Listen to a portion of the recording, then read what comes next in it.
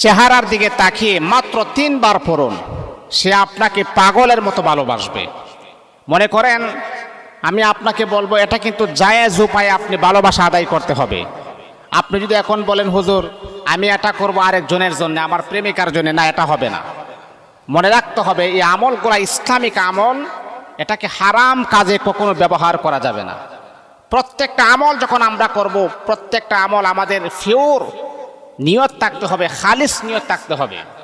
অনেক সময় দেখা যায় যে আমি বিবাহ করেছি আমার স্ত্রীকে, কিন্তু স্ত্রীর ভালোবাসা আমি পাই না। আমি বিবাহ করেছি আমার স্বামীকে, যার জন্য আমি বাড়ি ঘর সব কিছু ছেড়ে দিয়ে আমি আমার স্বামীর বাড়িতে চলে আসছি।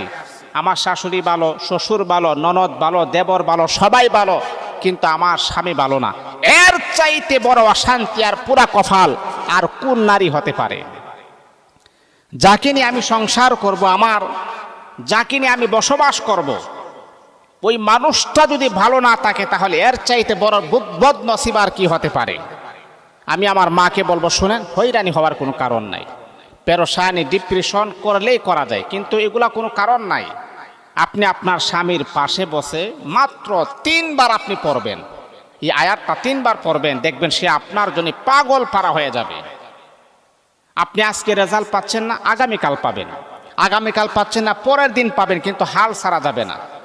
এটা কথা আছে না, একবার না পারিলে দেখো শতবার। আপনি শতবার কেন, আপনি 1000 বার দেখবেন, আপনি 1,00,000 বার দেখবেন। আল্লাহ তো বলছেন উদউনি আস্তাজিব লাকুম, তোমরা আমাকে ডাকো, আমি তোমাদের ডাকে সাড়া দিব।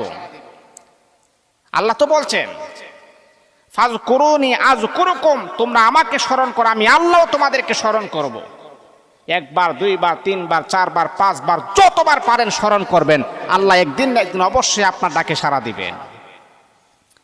এই জন্যে আমলটা কোন সময় করবেন? আপনি এশারের নামাজের পর আপনি পড়বেন। যাই নামাজে বসে যদি আপনি দেখেন যে আপনার স্বামী আপনার পাশে আছে, স্বামী আপনার কথা শুনে না, স্বামী আপনাকে আগের মতো মহাব্বত করে না, ভালোবাসে না, তখন আপনি আপনার স্বামীর চেহারা দিকে তাকাইয়া সর্বপ্রথম আপনি যে কোনো আমল যখন আপনি করবেন, ইস্তেগফার পড়বেন 3 বার, দুরূদ শরীফ পড়বেন 3 বার, যেই দুরূদ আমরা নামাজে পড়ি সেই দুরূদ। তারপরে আয়াতটা আপনি স্বামীর চেহারা দিকে লক্ষ্য করে, অথবা স্বামী প্রবাসে আছে, বিদেশে আছে, তাহলে স্বামীর যদি ছবি থাকে, ছবির দিকে তাকিয়ে আপনি পড়বেন ওয়া আলকাইতু আলাইকা মাহাব্বাতাম মিন্নি, ওয়া আলকাইতু আলাইকা মাহাব্বাতাম মিন্নি, ওয়া আলকাইতু আলাইকা মাহাব্বাতাম মিন্নি কয়ে আপনার বুকের মাঝে ভাবে চাপ দিবেন আর বলবেন, আল্লাহ আমার স্বামীকে তুমি আবার আমার বুকে ফিরিয়ে দাও, আমার স্বামী যাতে করে কোনো পরকীয়া নারীর দিকে না তাকায়, অবৈধ নারীর দিকে না তাকায়, আমার প্রেম ভালোবাসা আমার স্বামীর অন্তরে তুমি জাগ্রত করে দাও, যাতে করে সে আমার স্বামী যাতে করে আমাকে ভালোবাসে। এইভাবে আপনারা এই আমলটা ট্রাই করবেন, 21 দিন আপনারা করবেন, দেখবেন এর ভিতরে ফলাফল আপনি পেয়ে যাবেন। আল্লাহ পাক আমাদের সকলকে